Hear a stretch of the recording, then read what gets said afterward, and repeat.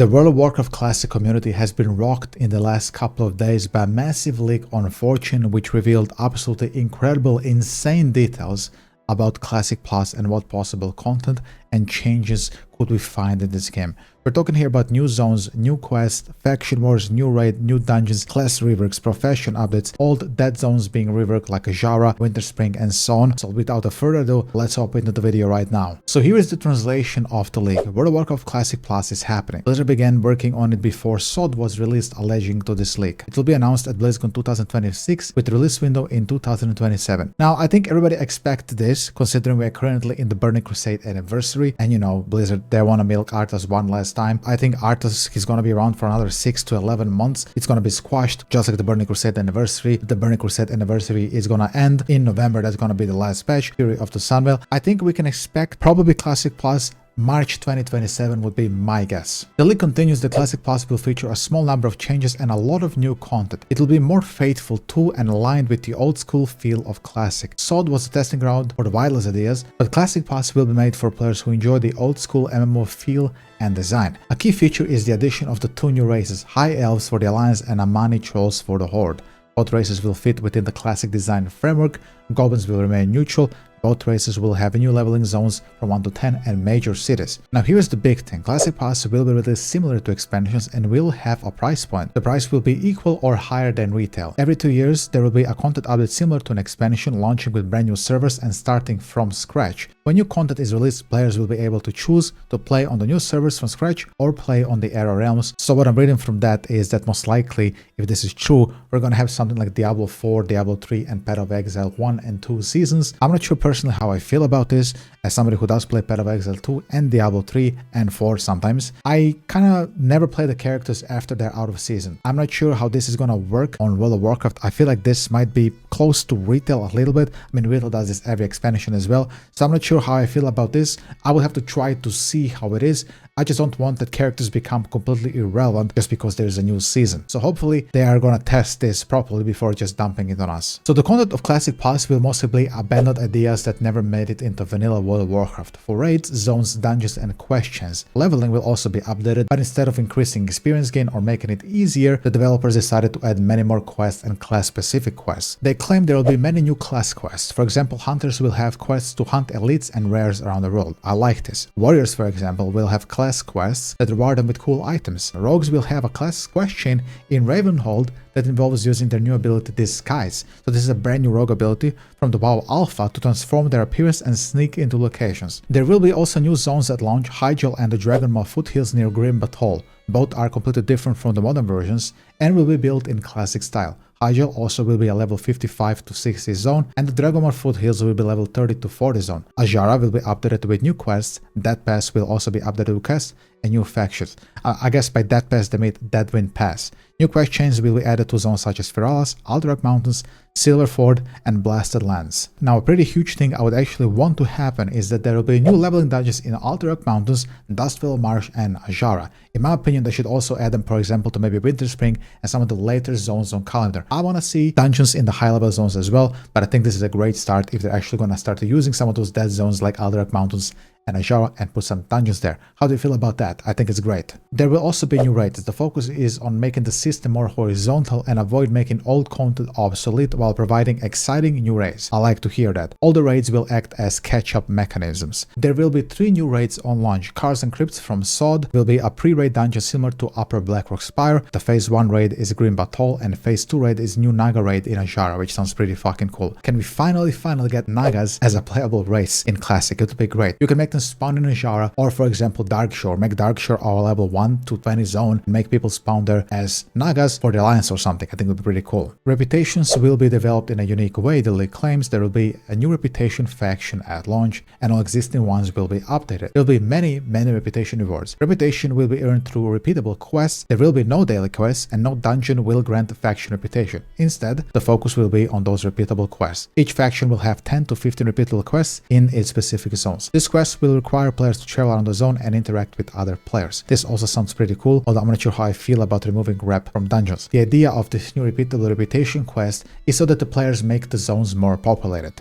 Professions will receive significant updates as well. There will be much more crafting equipment, and existing gear will be useful by leveling and as ß pre-raid gear. The focus is making all professions as useful as an engineer. Leather workers will be able to craft tents that allow players to recover HP out of combat, enabling them to return to the resting place more quickly, so similar to the Vulpera camp passive that they have on retail. Each profession will have unique new crafting abilities. Engineers, for example, will be able to craft items that knock down enemies, and blacksmiths will create weapons that can knock down and immobilize enemies, reducing damage at range. Alchemists, for example, will have concoctions that can put targets in a small area to sleep for a short time. These items will require skill to land, similar to the grenades from engineering. Now, this is a huge thing for the economy. The problem with consumables and their prices will be addressed. There will be many new sources of consumables, repeatable reputation quests will reward potions, dungeons will reward bags of consumables, and PvP will also reward consumables. Raiding battleground badges or PvP world objectives will reward bag of consumables. This will reduce the price and demand for consumables while keeping them the same as in the original Classic. A bunch of quality of life changes will also be happening according to the league, such as mount and pet collections, guild banks, and auction house changes. On top of that, flight routes will be optimized to reduce flight time. There will be no new flight routes. Adding new flight routes would prevent players from traversing zones and would ultimately make those zones less populated. Keeping the world alive and populated is the main pillar of Classic Plus. I think the easiest way for them to decrease the flight time is just to make the Griffin fly a little bit faster. I think currently he flies at only 100 or 60% speed, just make him fly 310, and I think they're gonna eliminate a bunch of the flight time that they're complaining about here. Moving on to PvP, the system will be completely revamped. It will feature a seasonal model and new honor rewards in each phase. Raid battlegrounds will be added in later phases. The main PvP items will be earned with honor. Battleground badges will be used to separate rewards that require PvP participation. Each week there will be a new PvP event called Drums of War. During this time, players will be incentivized to attack enemy cities or defend their own. Enemy faction leaders will grant a large amount of honor when killed and a new currency to all participants. Players will also be able to defend their cities. If their faction leader is not killed during the event, they will receive a large amount of honor and also a new currency. This will incentivize players to attack enemy cities or defend their own from invaders. I think this sounds actually incredible. Including the war between Alliance and the Horde in Classic Plus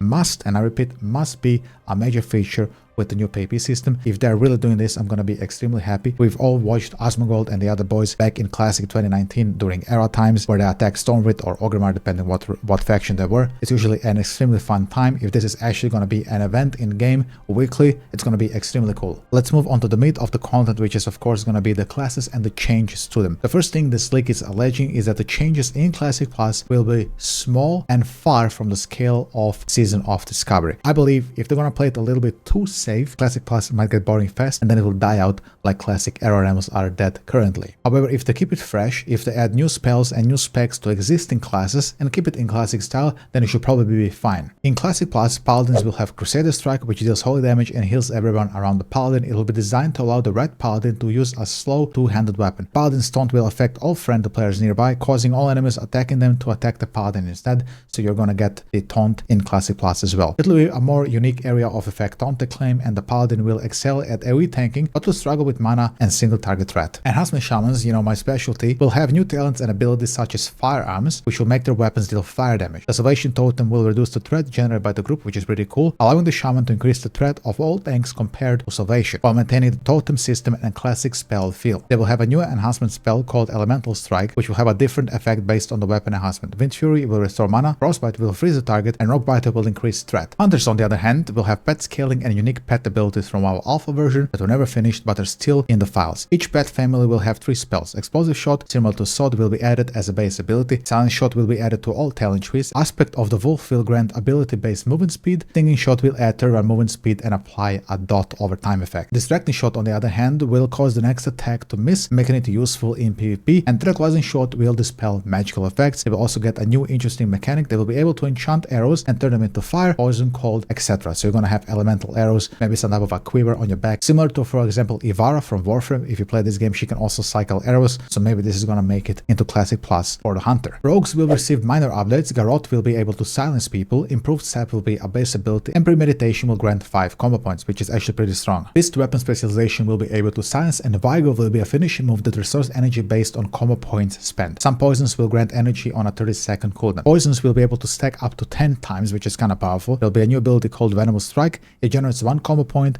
with weapon-based damage and can be used with fast weapons, and has a secondary effect that increases the chance to apply poison based on the weapon's poison. Mages, however, will have their Arcane specialization completely revamped with never-before-seen abilities. That sounds very spicy. Arcane will be utility-focused, but will be a very viable PvP spec. Fire will have some of the new PvP talents from the Burning Crusade, Frost will largely remain the same, and Ritual of Refreshment will be added. Druids, on the other hand, will receive a minor refresh to their skill trees. Moko will have changes to Fire spell, Moko's Form will grant mana, regeneration instead of spell, critical strength chance, and Moko will also gain Cyclone with a 1-minute cast time to make it more interesting in PvP. Shred will be a new talent for Fellow, and Bears will gain Last Red. For Cats, Tiger's Fury will grant attack speed bonus based on combo points spent, similar to Shred. And the leak finishes off by saying that class changes are still being tested and developed. And that basically sums up all the most important leaks from this huge wall of text. Thank you so much, and tell me please in the comment section, how do you feel about these alleged Classic Class changes? Thank you for watching, and I'll see you next time. This is Ace signing out.